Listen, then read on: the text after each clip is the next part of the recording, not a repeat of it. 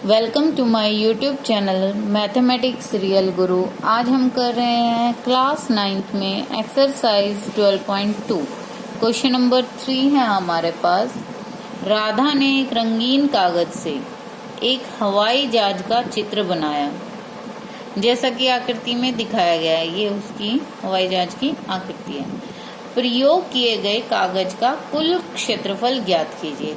तो यानी कि आपको ये जितने भी पार्ट्स दिख रहे हैं, ये जो भी हवाई जहाज के बना रखे हैं, इनको हमने पार्ट्स में डिवाइड कर दिया है। ये पार्ट 1 है, ये कंप्लीट पार्ट 2 है, ये नीचे वाले हिस्से को पार्ट 3 कहा है, ये लेफ्ट जो इसका विंग है, जो इसकी पंख है, उसे 4, और ये राइट वाली पार्ट 5। तो 5 हिस्से हमने इस हवाई जहाज के कर रखे हैं।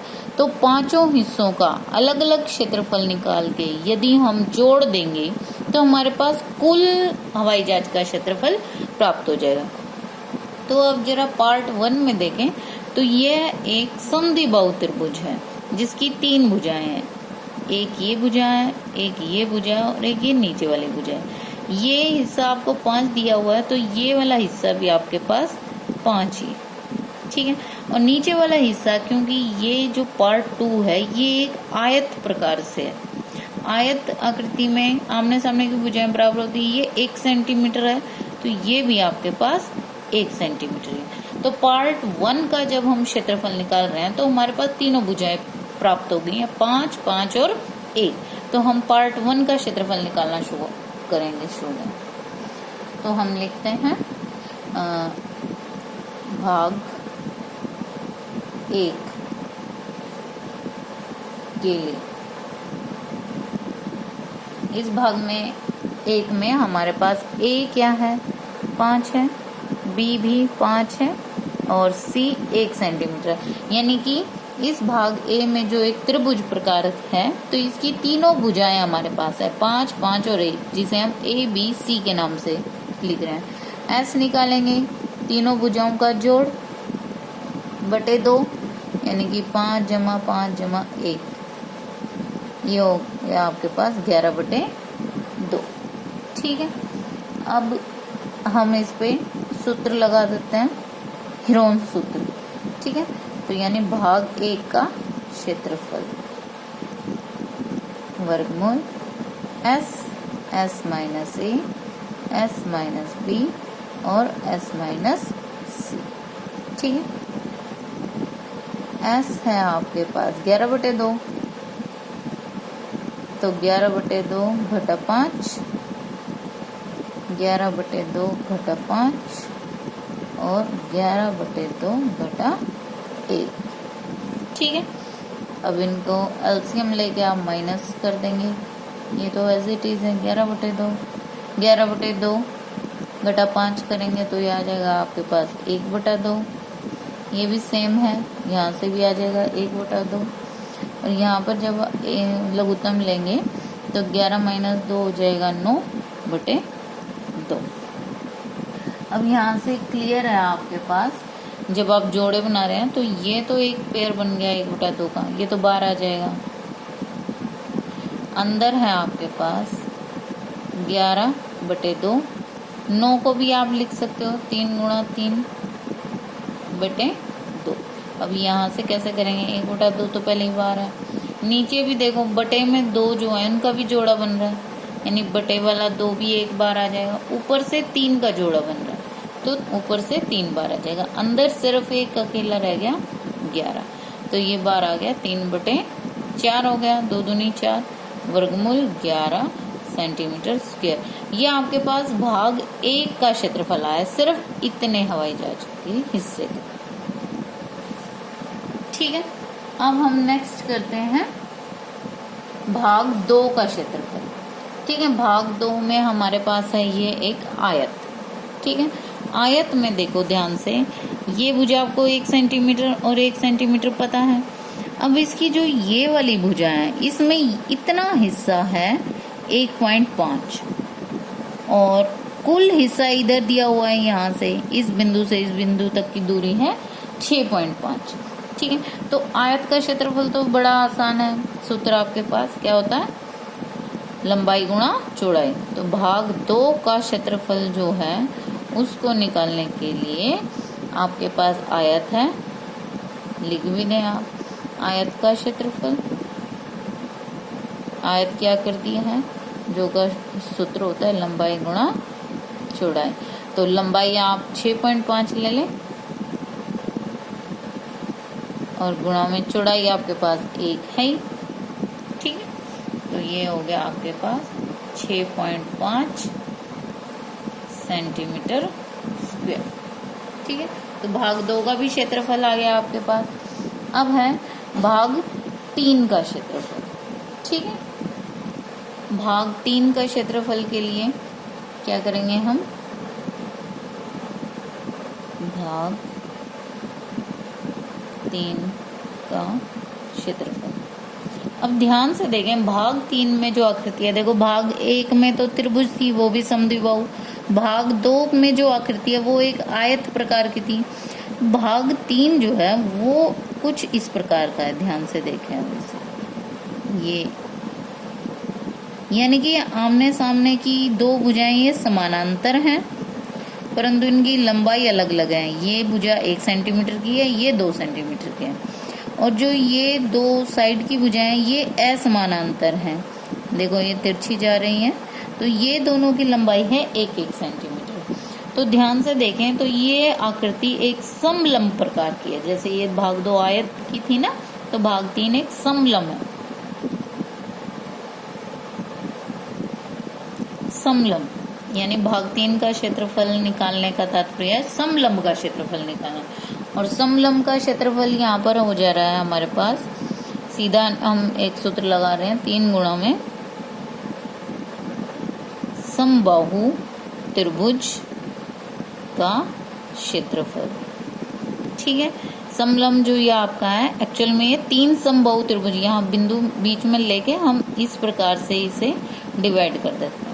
तो ध्यान से देखें, ये 1, 2 और 3, ये 3 समान भुजाओं वाली जो आकृतियां समबाहु त्रिभुजों के क्षेत्रफल के बराबर है। क्योंकि ये 2 सेंटीमीटर था, 2 को बीच में से आपने मिड पॉइंट ले लिया, 1 सेंटीमीटर इधर और 1 सेंटीमीटर इधर। तो ध्यान से देखें, ये इधर 1 सेंटीमीटर रहा और ये मिडल, ये भी 1 सेंटीमीटर और ये भी, तो ये एक समबाहु त्रिभुज है, ये भी एक समबाहु त्रिभुज है और ये भी एक समबाहु त्रिभुज बन गई। ध्यान से देखो, 3 बन गई ना। तो इसलिए समलंब का जो क्षेत्रफल है, जो भाग 3 हम लिख रहे हैं, वो 3 गुणा में समबाहु त्रिभुज के क्षेत्रफल के बराबर है। और समबाहु त्रिभुज का क्षेत्रफल का सूत्र हमें पता है, वर्गमूल 3/4 भुजा का वर्ग होता है। तो 3 गुणा में वर्गमूल 3/4, यहाँ पर भुजा हमारी सिर्फ 1 सेंटीमीटर की है, तो 1 का वर्ग भी 1 होता है। तो ये कुल आपके पास आ गया 3 वर्गमूल 3, ऊपर से 3 वर्गमूल 3 और बटे में 4, ठीक है, सेंटीमीटर स्क्वायर। ये आपका भाग 3 का क्षेत्रफल है, ठीक है। अब बचा आपके पास भाग 4 और भाग 5। अब भाग 4 की जो ये लंबाई है 6 सेंटीमीटर, इधर भी ये 6 सेंटीमीटर है, और ये जो चौड़ाई है 1.5, ये भी 1.5 ही है। और क्योंकि ये देखो, ये इधर आयत है और आयत का कोण 90 डिग्री होता है, तो ये इधर कितना कोण है, 90 डिग्री। आप इसका क्षेत्रफल निकाल लें, भाग 4 का या भाग 5 का, ये दोनों एक जैसे हैं, ठीक है।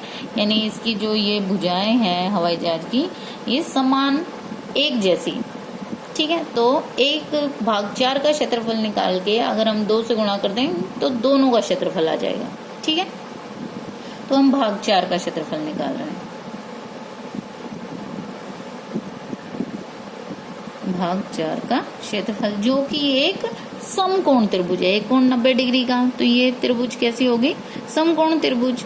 इधर से देख लें, ये भी आयत है, समकोण त्रिभुज। अब एक जो लंब है वो 6 सेंटीमीटर दिख रहा है और ये जो आधार है वो है 1.5, ठीक है। क्लियर है, क्योंकि ये पूरी लंबाई यहाँ से यहाँ तक की 6.5 थी और यहाँ से यहाँ तक की 5, तो ये बची आपके पास 1.5। तो ये एक है समकोण